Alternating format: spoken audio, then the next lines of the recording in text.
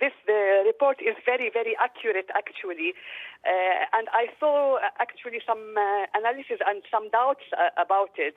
And here we're speaking about the Swiss. The Swiss are the most accurate people in the world.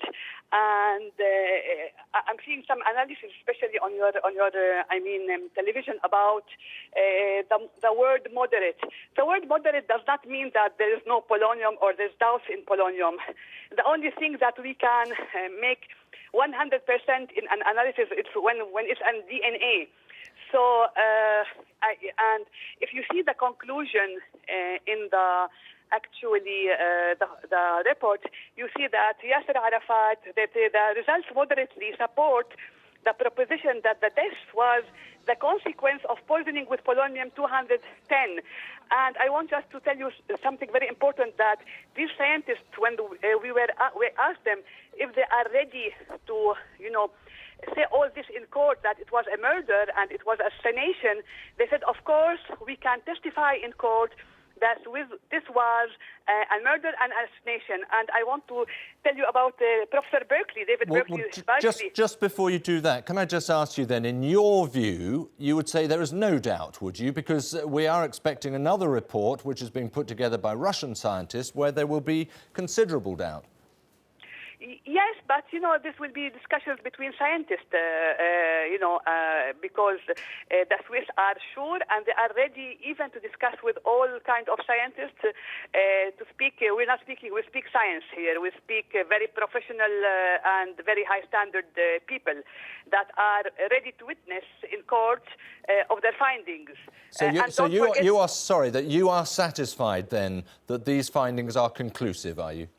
I have not been more satisfied than those findings, because I know that the Swiss took his belongings 2 years ago, and they were, testing them for this very, very, very, very whole time by testing all his belongings.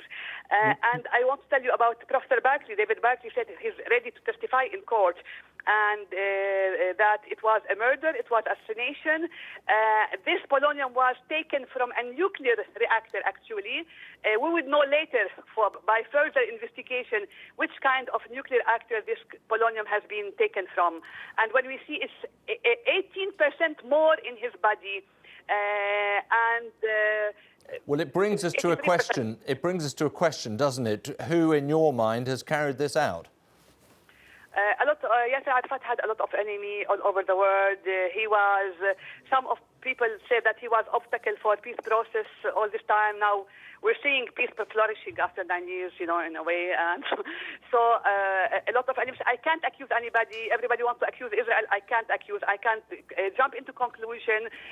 Now the case in the French jurisdiction, I wanted to document this crime. There's a crime. I want to document it for history, actually. And would you have a sort of idea as to the why? Why murder Yasser Arafat, who, let's be honest, at the time of his death, he's in his mid-70s. He's not a very well man. It would seem to many people an odd thing to need to do.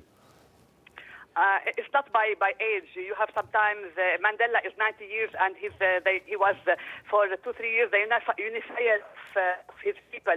Yasser Arafat was this. We needed a great like Ben Gurion. We need this great. You call it old. 75 was not old for nowadays. Some presidents are now 80 years old.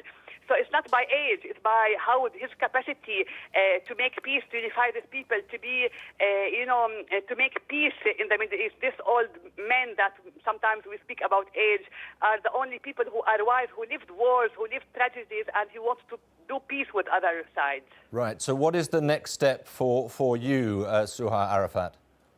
Next step, me and my daughter is waiting for the French jurisdiction because we're documenting a crime here, and to wait for all the legal aspects. It might take sometimes a lot of murders all over the world, like Kennedy. Until now, we are doubting a lot of murders, actually. But I want here to say something, that some people would say that Arafat did not have the same symptoms of Litvinenko. I want to here to say something very important, that that Litvinenko, the Russian spy, had been given a huge dose of polonium that made all his hair, go down. So it was different dose, more even important dose of polonium that Yasser has been administrated.